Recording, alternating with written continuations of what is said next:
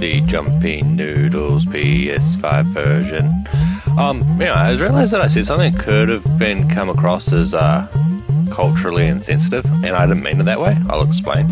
So when I said Japan having a noodle cup museum, and not surprise me because Japan is weird, I mean that in the most loving way possible, and I meant weird to a lot of Western culture.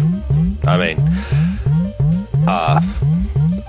so a really good example of this would be, okay, so they're porn, right? They blur out genitals. That's like illegal. So they've come up with all sorts of, especially in hentai, all sorts of creative porn. It's probably the best way of saying it.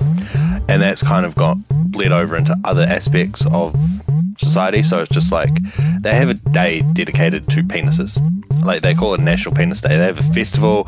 They make freaking big float things where there's like penises and stuff, which is not something that you wouldn't expect to see anywhere really in the world. But when it comes to hearing it's from Japan, it's just like, yeah, that's normal for them, because it's weird to the rest of the world, but in Japan it's normal and it's kind of expected to come out of Japan type of thing. That's more what I mean. I don't know if I'm explaining myself well at all. But anyway, I am not one that wants to travel to any countries because I like not traveling. But one place that I would actually like to go if I were to travel would be Japan and see the anime district. I think that's in Akihabara. I think it'd be really cool. And a lot of their, like,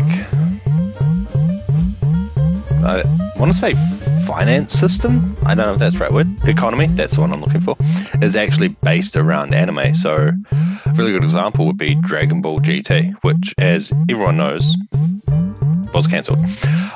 But the reason for that wasn't because it wasn't an unpopular anime, it's because all the Dragon Balls preceded it. There was manga behind it, there was toys, figurines, hell, even themed meals, and that kind of just supported it to being so popular. Whereas Dragon Ball GT just had the anime, and that kind of axed it because it wasn't as profitable as other ventures. Also, might have not been as popular with the audience. But yeah, a lot of anime in Japan, especially if it gets an English dub, it's because it had all the support behind it and all, the manga, their toys and everything, made it really, really good and pushed it to Western audiences. This is back like a few decades ago. Now it's more easily accessible for anime and most stuff has a dub. But yeah, anyway, that's Platinum Trophy, and I'll see you in the next video. Bye for now. Hope you enjoyed. Don't forget to subscribe. I may have said that already.